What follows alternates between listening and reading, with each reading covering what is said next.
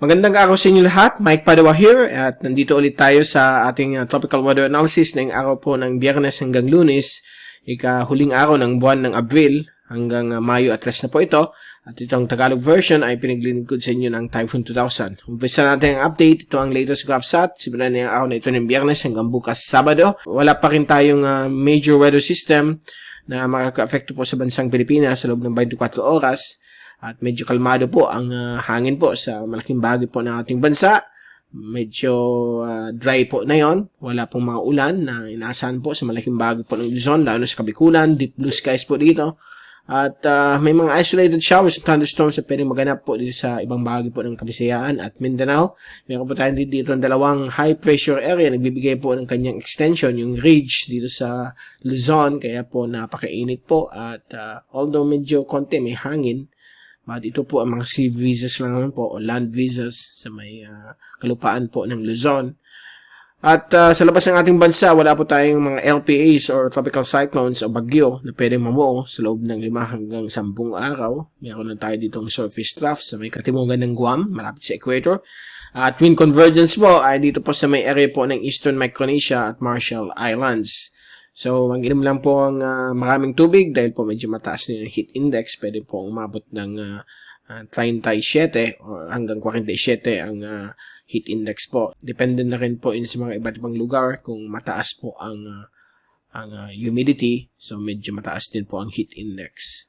At ito naman po yung fast animation. So, all clear po ang bansang Pilipinas.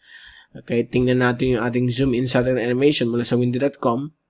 Ay makikita po natin na pagdating ng hapon dito lamang po sa may katimugan bahagi po ng Cebu, Negros area, Southern Negros, dito rin po sa may Zamboanga Peninsula at Lanao provinces. Gayun din po dito sa may Misamis Occidental, mayroon po mga localized thunderstorms na namumuo sa mga oras na ito. Dito rin po sa bulubundukin po ng Northern Luzon, sa may malapit sa Baguio, mayroon din po form ng mga localized thunderstorms.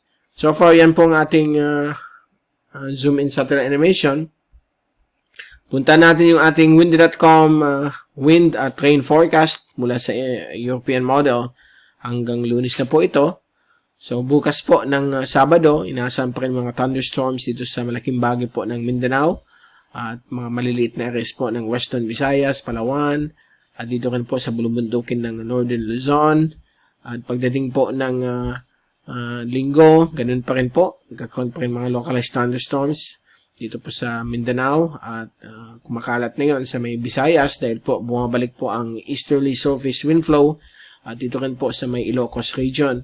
At pagdating po ng Lunes ng hapon, inaasahan po rin po mga possible showers o thunderstorms at medyo bumalik na naman po ang mga localized thunderstorms at showers base sa forecast na yung darating pong Lunes sa Bicol, ibang bahagi po ng Kabisayaan, Palawan at Northern Mindanao at dito rin po sa bulubundukin po ng Northern Luzon.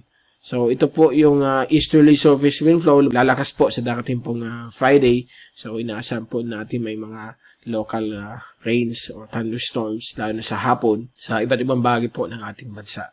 Okay, so far yan po ang ating latest sa ating panahon at babalik ulit tayo sa darating ng Lunes, May 3 para malaman ninyo kung anong ating panahon for next week. Mula sa Typhoon 2000, ito si Mike Padua magpapaalam. Mag-ingat po tayong lahat. #weatherwiser. Happy weekend to all at maraming salamat po sa pagpunod nyo sa aking channel.